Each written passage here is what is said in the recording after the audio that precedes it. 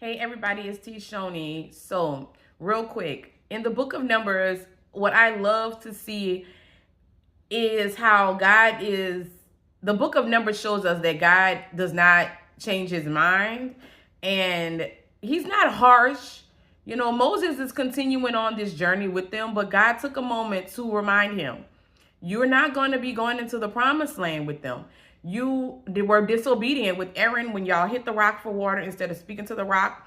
You didn't let God's power shine through that moment. So they missed the promised land. But he did let Moses see the promised land. Like, see, this is it. This is where the people are going to be going. But Moses didn't beg and plead. He just asked him who's going to guide them.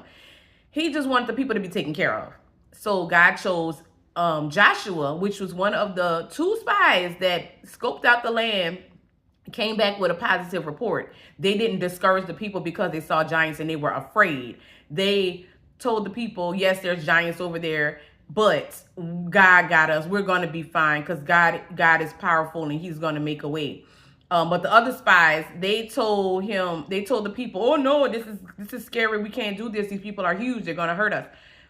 He said those people were not going to make it into the promised land. Either they were going to die in the wilderness, and that's exactly what happened. When they had to make a new list of the new tribes and all the people that were among the Israelites now. And at the end of the long list of the people, the Bible tells us this list did not contain anyone who God said was going to die in the wilderness for doubting him. Those people truly did die in the wilderness because they doubted God. So God reminded Moses of that. He was not going to get into the promised land.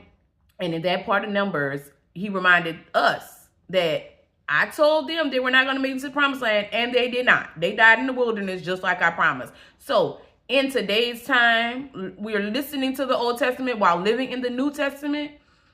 We have to remember, when God says a thing, it's a thing. That's what it is. And it's not going to change, right? So if God promised you something good, he's going to follow through on that promise. If he told you don't do X, Y, and Z, or A, B, C, and D is going to happen, that's what's going to happen. So you need to remain obedient to God in whatever situation, whatever season you are in your life, because God is going to hold true to his promise. Now, yes, we have grace, we have mercy, we have forgiveness, we have the blood of Jesus. But God still wants us to strive. He doesn't want us to take that for granted. Oh, I could do this because he's going to forgive me. No. Strive to do what God told you to do, because God is going to always fulfill his end of the promise, whether it's what you want to see or not. All right? Just some food for thought.